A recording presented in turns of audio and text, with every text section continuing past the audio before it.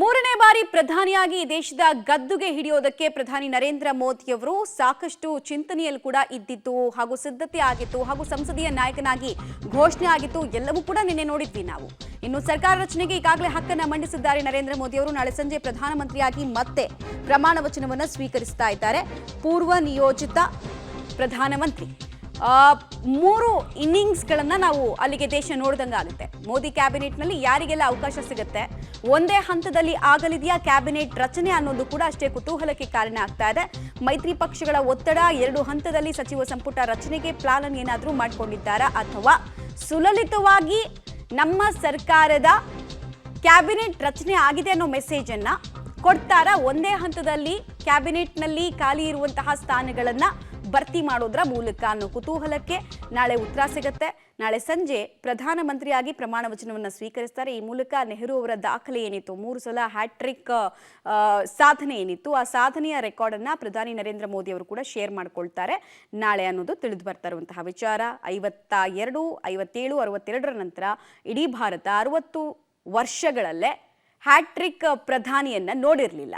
So ಅಂಥದ್ದೊಂದು ಸಾಧನೆ ನಾವು ನೋಡಬಹುದು. ಇನ್ನು ಬಿಜೆಪಿ ಪಕ್ಷದ ನಾಯಕರು ಯಾರ್ಯಾರ ಹೆಸರು ಓಡಾಡ್ತಾ ಇದೆ ಅಥವಾ ಮುನ್ನೆಲೆಯಲ್ಲಿದೆ ಮಂತ್ರಿ ಆಗೋದಕ್ಕೆ ಅನ್ನೋ ಡೀಟೇಲ್ಸ್ ನೋಡೋದಾದ್ರೆ, ಗುಜರಾತ್ನಿಂದ ಅಮಿತ್ ಶಾ ಅವರು ಈ ಹಿಂದೆ ಗೃಹ ಇಲಾಖೆಯ ಅತ್ಯಂತ ಮಹತ್ವದ ಜವಾಬ್ದಾರಿಯನ್ನು ವಹಿಸಿದ್ರು, ಹಾಗೆ ಹೈಯೆಸ್ಟ್ ಲೀಡ್ನಲ್ಲಿ ಗೆದ್ದಿದ್ದಾರೆ. ಜೊತೆಗೆ ಗುಜರಾತ್ನ ಸಿಎಂ ಆಗಿ ಮೋದಿ ಇದ್ದಾಗಲೂ ಕೂಡ ಅವರಿಗೆ ಅನೇಕ ಖಾತೆಗಳನ್ನು ಕೊಡಲಾಗಿತ್ತು. ಮತ್ತೆ ಕೇಂದ್ರದಲ್ಲೂ ಎರಡು ಟರ್ಮಲ್ಲೂ ಕೂಡ ಅವರಿಗೆ ಅನೇಕ ಖಾತೆಗಳನ್ನು ಕೊಡಲಾಗಿತ್ತು. ಸೊ ಎಕ್ಸ್ಪೀರಿಯನ್ಸ್ ಇರೋದ್ರಿಂದ ಕೋರ್ ಖಾತೆ ಸಿಗೋ ನಿರೀಕ್ಷೆ ಇದೆ. ರಾಜನಾಥ್ ಸಿಂಗ್ ಹೆಸರು ಕೂಡ ಚಾಲ್ತಿಯಲ್ಲಿದೆ.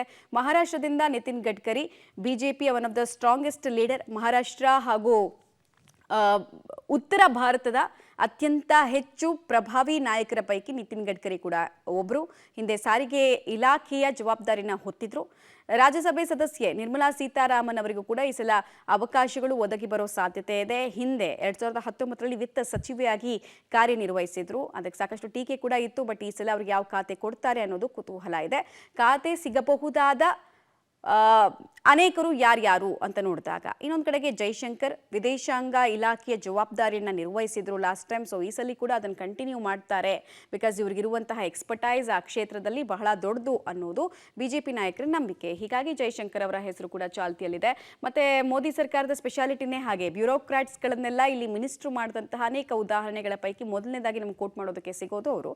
ಹಾಗೆ ಈ ಸಲಿಯ ಚುನಾವಣೆಯಲ್ಲಿ ಇಡೀ ದೇಶದಲ್ಲಿ ಅತ್ಯಂತ ಹ್ಯೂಜ್ ಲೀಡಲ್ಲಿ 8 ಲಕ್ಷಕ್ಕೂ ಹೆಚ್ಚು ಲೀಡ್ನಲ್ಲಿ ಗೆದ್ದಂತಹ ಶಿವರಾಜ್ ಸಿಂಗ್ ಚೌಹಾಣ್ ಅವರಿಗೆ ಮಂತ್ರಿಗಿರಿಯ ಅವಕಾಶಗಳು ಒದಗಿ ಬರಬಹುದು. ಮಧ್ಯಪ್ರದೇಶದ ಮಾಜಿ ಮುಖ್ಯಮಂತ್ರಿಗಳು ಕೂಡ ಹೌದು.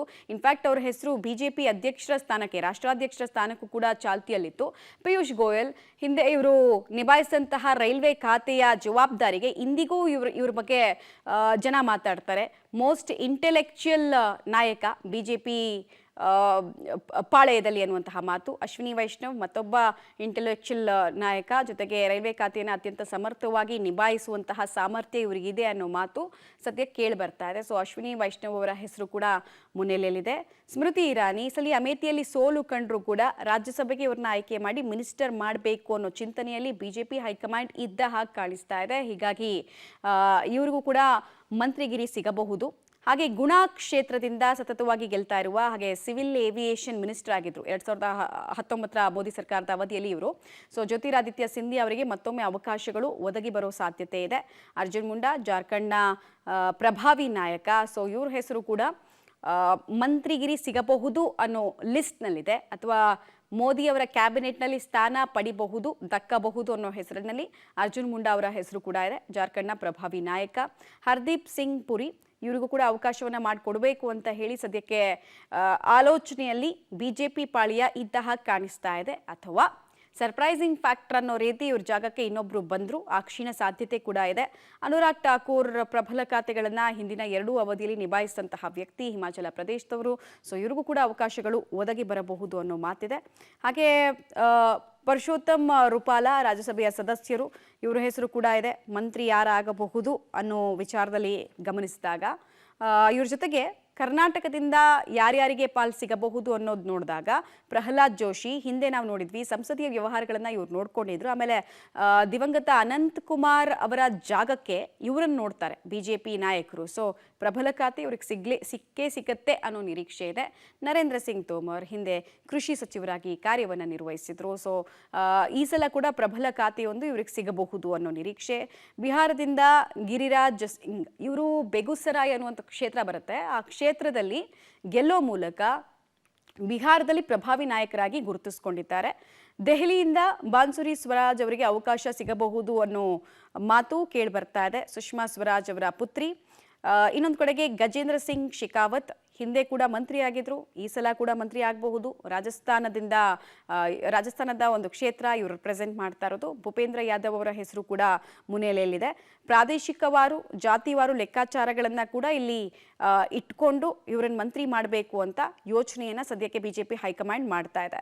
ಹಾಗಾದ್ರೆ ಮೈತ್ರಿ ಪಕ್ಷದಿಂದ ಯಾರ್ಯಾರಿಗೆಲ್ಲ ಅವಕಾಶ ಇದೆ ಅಂದ್ರೆ ND ಅಲೈಯನ್ಸ್ ಅಲ್ಲಿ ಅಂತ ನೋಡಿದಾಗ 5 ಸೀಟನ್ನ ಗೆದ್ದಿರುವಂತಹ ಚಿರಾಗ್ ಪಾಸ್ವಾನ್ ನೇತೃತ್ವದ ಪಾರ್ಟಿಗೆ ಪ್ರಮುಖ ಖಾತೆಗಳು ಸಿಗೋ ನಿರೀಕ್ಷೆ ಇದೆ. ಇನ್ಫ್ಯಾಕ್ಟ್ ಚಿರಾಗ್ ಪಾಸ್ವಾನ್ ಹೆಸರು ಪ್ರಬಲ ಖಾತೆಗಳಿಗೆ ಮಂಡನೆ ಆಗ್ತಾ ಇದೆ. ಇವ್ರು ಕೇಳ್ತಾ ಇರೋದು ನಮಗೆ ಪ್ರಮುಖ ಇಂಪಾರ್ಟೆಂಟ್ ಪೋರ್ಟ್ಫೋಲಿಯೋಗಳು ಬೇಕು ಅಂತ ಹೇಳಿ. ಜಲಶಕ್ತಿ ಸೇರಿದಂತೆ ಅನೇಕ ಪೋರ್ಟ್ಫೋಲಿಯೋಗಳ ಬಗ್ಗೆ ಕೇಳಿದ್ದಾರೆ. ಬಟ್ ಏನ್ ಮಾಡ್ತಾರೆ ಅನ್ನೋದು ಕುತೂಹಲ. ಲಾಲನ್ ಸಿಂಗ್ JDU ನಾಯಕರು ಬಿಹಾರದಿಂದ. JDU ಈಗಾಗಲೇ ನಮಗೆ 5ಕ್ಕೂ ಹೆಚ್ಚು ಪೋರ್ಟ್ಫೋಲಿಯೋಗಳು ಬೇಕು ಅಂತ ಕೇಳಿದೆ. ಅವ್ರು ಕೇಳಿದ ತಕ್ಷಣ ಅವ್ರು ಕೊಡ್ತಾರೆ ಅಂತಲ್ಲ. ಲಾಸ್ಟ್ ಟೈಮ್ JDU 16 ಸ್ಥಾನಗಳನ್ನ ಗೆದ್ರು, ಪೋರ್ಟ್ಫೋಲಿಯೋ ಕೊಟ್ಟಿದ್ದು ಒಂದೇ. ಸೊ ಈ ಸಲ ಏನ್ ಕತೆ, MOS ನಲ್ಲಿ ಏನಾದರೂ ತೃಪ್ತಿಪಡಿಸ್ತಾರೆ ಗೊತ್ತಿಲ್ಲ.